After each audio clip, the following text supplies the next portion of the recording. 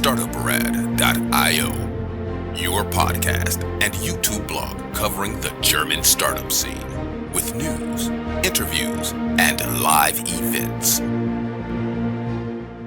Welcome to our regular startup news from the startup and tech entrepreneurship scenes in Germany, Austria, and Switzerland. Our startup news is recorded today with me, Chris, in New York City. And I have to say, I don't fully know why in our script I am talking about myself first. But joining me is Joe in Frankfurt. Hey, Joe, how are you?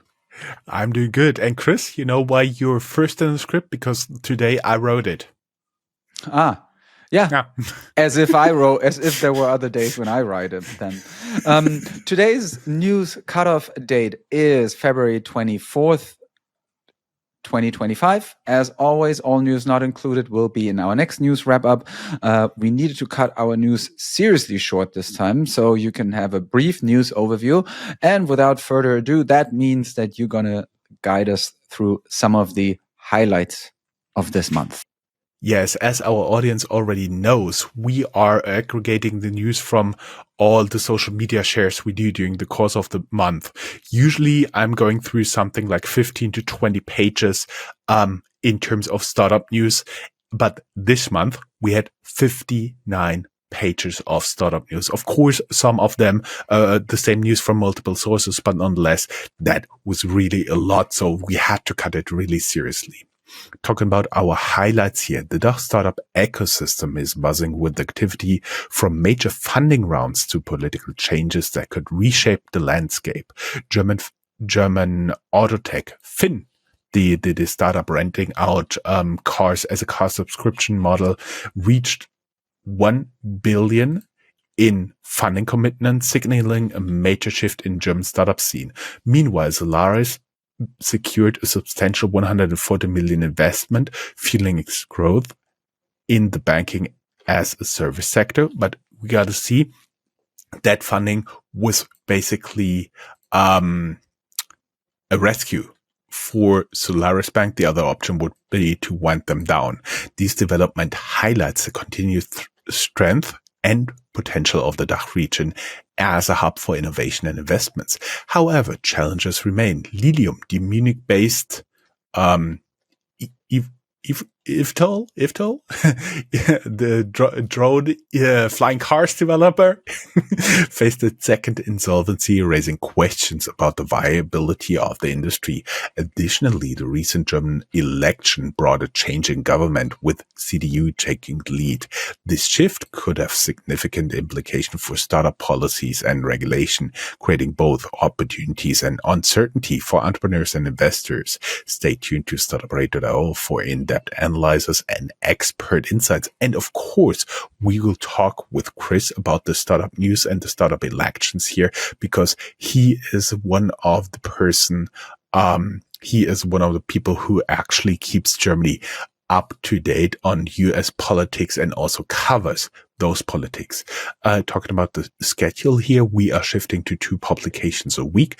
Let us know how you like it. Chris, you want to straight hop into the top news?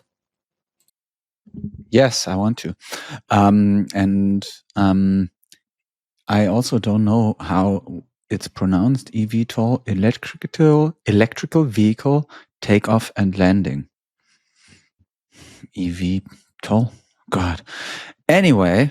Maybe they only have problem because their industry had such a strange acronym. I still prefer air taxis. Yes. So, let's jump in. You mentioned it already. The company Finn, a company that is working in the car subscription services field, secured a $1 billion investment to expand its fleet. They are based in Munich, and they are capitalizing on the shift from traditional car ownership to more flexible, all-inclusive subscriptions, hoping to cater to a new generation of mostly or especially urban drivers and businesses looking for hassle-free mobility solutions. They hope that they will be part of the general transformation of the automotive industry, and their growth strategy positions them as one player there. Mobility as a service is the buzzword there.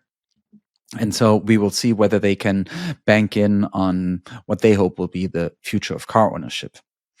The Berlin-based Cherry Ventures is doubling down on the future of AI and DeepTech startups.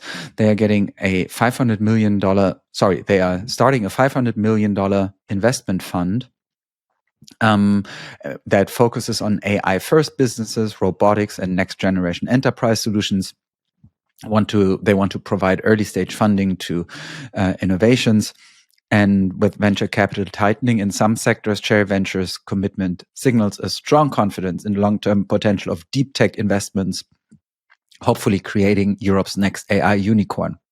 And one shouldn't forget that we had a very nice in-depth interview with the CEO who led Finn to this big funding. I talked with him about his automotive experience and so on and so forth. And actually, he was driving at the time he co-founded Finn. He was driving an old Beetle, VW Beetle. Well, maybe part of the fleet too. And then Lilium, I feel as if we are talking about them every month right now. Munich-based eVTOL developer has filed for insolvency for the second time. Major setback for the whole industry, raising questions about the viability of the business model. Also, that is kind of the debate we're having every month or every other month about that industry. Lilium's situation highlights the challenges in developing and scaling aviation technologies, long development cycles, regulatory hurdles, intense competition. So we will see whether the industry actually can weather their challenges. And if you're an investor, obviously you need to carefully assess the risks in that emerging sector. And you also said it already, the German election, this is very current news, because I think the last votes were counted less than 24 hours ago. My vote was not counted because my mail-in ballot didn't arrive in time here in the US. But Germany has elected a new parliament, most likely leading to a new government led by the Christian Democratic and Christian Democratic Union, basically the center-left party in Germany, the center-right party in Germany, which will then be a shift in power from the Scholz administration of the Social Democratic Party. But the Social Democratic Party, without the current chancellor, might be the junior partner in the coalition. That change in leadership could have impact on startup policies, digitalization, VC investment regulation. And we'll have a closer look at those new policies that are being drafted. And we will see what it means also for taxation, maybe AI investments and incentives for businesses. Yes, I want to get your impressions from that because what most people don't know, if they are only listening to our podcast here, you are actually more active in politics, covering politics, than you are active in, let's talk about startup and tech here, even though that are your roots as a reporter. I was wondering, what was your perspective on that? We also may add to the audience, everybody who is able to speak German. There's a highly recommended newsletter from you, Krautreporter, for which you also won 2019 the prestigious Grimme Online Award. Plus, you also do a regular podcast in German on US politics. So, but here I want to pick a little bit your brain on the German election. What actually scared me a little bit, that the right-wing AfD got over 20%. Yeah, that is scary. Actually, the right-wing party in Germany had the best result for right-wing extremists since 1945. So basically since the beginning of the Federal Republic of Germany after World War II. But we always have to say that as long as no other party is willing to build a coalition with them, they are not in governmental power. Now the big question is whether the Conservative Party will keep up their so-called firewall and not work together with them the way it looks like now. is that this is the case.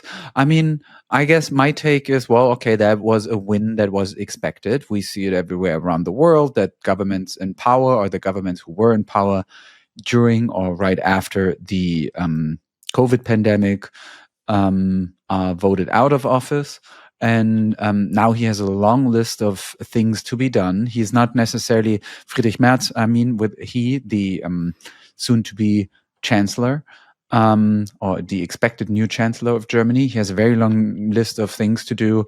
He basically has to lead Europe without ever having been a secretary in no state in Germany or in the German federal government. He has so far only been, even though he's relatively old, he's close to 70 years old. He has so far only been a parliamentarian in the German parliament and in the European parliament. So the hope is that he is able to become a steady hand leading Europe in what seems to be even more geopolitical turmoil with the Trump administration, which is really guessing or really changing long-term alliances right now. And we see huge discussions about the question whether the post-World War II order is actually history. So yeah, very complex. By the way, everybody who's interested in that, we are in the preparation, meaning me, that will be blogging a little bit about the results, what we think about this, go through the election program of the CDU and potential allies in a coalition, what they think about tech and development and so on and so forth. One should keep in mind that Friedrich Merz has been working for international law firms like Meyer Brown and also BlackRock Germany. So he's a little bit more on the business side. Hopefully that will be good for the German economy. Yeah. Chris, you want to talk ecosystem? I do. Let's start this time around with some news about the European ecosystem. So Bitkom is, how do we always explain it? The German. It's the largest digital association in Europe, and they are, I do believe, they do have thousands of corporate members here from Germany. There you go. So Bitkom slams the European Union's new online marketplace regulations. So the question becomes if tighter rules are actually a win for consumers or more of a burden for sellers. We have a link to that on the Bitkom website. France is investing $100 billion in AI technology in order to compete globally in that new market. There's also a European AI Act, which tries to regulate that new field, reshaping AI compliance in Europe. And the European Union is coming up with a startup and scale-up strategy that should be unveiled by summer. Question there, will it help Europe to stay competitive in the global tech race? More about that in the months to come. And the startup scene in Europe in general demands a united AI strategy. Question is there, will the EU support more homegrown AI players or fall behind China and the US? Trendingtopics.eu has the wrap-up of that discussion, what the European startups want and what kind of strategy they are looking for. And we have a list at Tech EU of the 2024 unicorns, showing which European startups reached the ever so coveted $1 billion valuation last year. For Germany, it was only eGym. There you go. But moving on to Germany, Speed Invest warns of a liquidity crisis in the VC market, one of Europe's top VC firms predicts that we will be seeing one of the biggest capital crunches in years. It's also on trendingtopics.eu. So we will see whether their rather grim prediction actually becomes true. But I mean, again, going back to what I said a bit earlier before, if you look at the geopolitical landscape right now, there is certainly reasons to be worried. Jumping from Germany to Switzerland and the ecosystem there, Swiss startups raised $2.4 billion in 2024. Even though the market is tough there too, obviously, a lot of money went into deep tech, AI, and life sciences. They're also hoping to have their next unicorn soon. More about that can be found in vc-magazin.de. And the university, the engineering university in Zurich, ETH Zurich, continues to launch high growth startups. They are experiencing quite the boom there.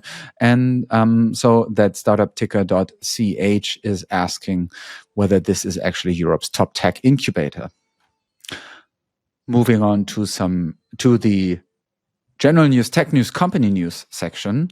I have the honor to highlight some of the new funds and VC news in case you are looking for money. We have already talked about Cherry Ventures and their $500 million for deep tech and AI in Germany. Then there's the Kahn Fund, $51 million fund targeting life sciences and deep tech, also based in Germany. And there's Helantic VC, the Helantic VC fund, $100 million to fuel European defense startups, also based in Germany. Now, industry news, and back to you. Yes, let's look a little bit at biotech news. German oncology startups. Germany ranked number 3 in EU for biotech innovation. They have more than 200 cancer-related startups here in Germany. Talking a little bit about fintech news. Trade Republic under BaFin investigation for high yield savings promotion. FinLeap is struggling with multiple portfolio company failures. Tesla clashes with BaFin over financial compliance issues. Trade Republic and N26 are now having real duel here. They one blog called it the ultimate fintech showdown. Which company is leading the race for Europe's top neobank? New brokers, customers are unhappy. A new study shows high dissatisfaction with neobank trading platform. What's going wrong? Trade Republic is also under fire again for another ankle on their high yield interest rate promises. And we go to the general news where Aleph Alpha CEO says no one will use DeepSeek R1 in 12 months. Is this a hype or an AI revolution in the making? ADAC, the German, what is the equivalent like AAA in the US? Yeah, I was going to say AAA. Yeah. New range test for EVs challenges manufacturers. Which brands lives up to the promises? Also, Frankfurt Airport makes space for Uber. Could this be a signal shifting away from traditional taxis? Frankfurt Airport, one of the busiest in Europe here. OpenAI opens a new office in Munich, and Deutsche Glasfaser, one of the companies that is providing high speed. They disclosed that they need more than 1 billion euros for this high-speed internet. Chris, you want to do some creative destruction as well? Yeah, sure. Let's talk about what did not work. More than 100 startups failed in 2024. Deutsche Startups has a list of them. A lot of them actually did not make it through the winter, actually, wiping out a lot of the promising ventures there. Then Spreadshirt lays off employees as e-commerce shifts, Spreadshirt being really around for quite a long time already now. And it's another sign of market correction for online retail platforms in Germany. It's a place where you can customize gear as in clothing.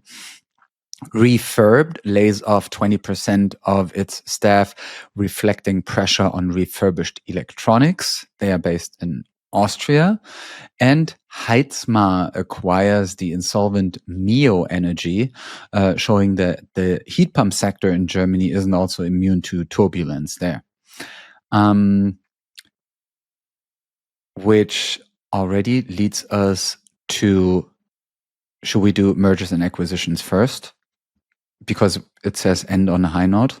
Lease My Bike joins Munich's Green Mobility Holding, another step towards sustainable urban transport. Travelperk raises 200 million in Series A for the acquisition of Yokoi. Home2Go acquiring Interhome to reshape European vacation rentals. Merck in talks to acquire US cancer biotech firm SpringWorks. Heitzma acquires bankrupt Mio Energy, signaling sector consolidation. Chris, now you are the highlight. You are the high note for the end. Yes, so I end on a high note with just a couple of the successful fundraising and exits. Keep in mind that it's just a selection that we come up with. This time around, we included only fundraisings above 10 million euros, Swiss francs, or US dollars. For example, Solaris, they got 140 million euros to strengthen embedded banking and fintech infrastructure. Then the Companisto-backed startups raise 40 million euros in Series B funding. Wondering whether this will fuel more European startups exits. Avelios Medical raises 30 million euros in a Series A. They are working on AI-powered healthcare automation, streamlining hospital workflows. Meteomatics from Switzerland could secure $22 million for their Series C funding already for AI-powered weather forecasting. Neurocare secures 19.3 million euros to work on mental health treatments, also AI-driven personalized therapy solutions there. Genlogs raises $14.6 million in a Series A round to revolutionize logistics with AI, working on supply chains there. Construct 12.5 million euros also to bring AI, which is like apparently the buzzword of all of our fundraisings and exits this month, to bring AI-powered automation to construction. So hoping that the construction industry actually is also ripe for disruption coming from the machines. But Chris, you remember there was also some time when we only talked about e-commerce, when we talked about quick delivery, when we talked about, air taxis and so on and so forth. So I don't think it will crumble like the quick delivery hype, but I do believe it's a little bit overhyped AI right now. Yeah. Or at least, I mean, it seems to be the one word that you have to include on all your pitch decks, apparently. Yes. 10 million euros for Ocell, OCELL. It's also another deep tech investment in Europe, working on complex tech. Bioversus from Switzerland is a biotech IPO that got money. And then Feld.Energy secures funding from the Flixbus founders. It's a Munich startup bringing agri-PV to farmers, clean energy without sacrificing the crops. Chris, given that we went through so much material in order to cut down for the news, I think we're pretty happy to have it down to 25 minutes here, right? Honestly, that was like rattling. German engineering in the podcast today. Awesome. Chris, as always, was a pleasure talking to you. Looking forward to do the next news with you. Let me look on my wall calendar. They should also go live on the 27th of March. Sounds awesome. Bye. Bye, guys. That's all, folks. Find more news, streams, events, and interviews at www.startuprad.io. Remember, sharing is caring.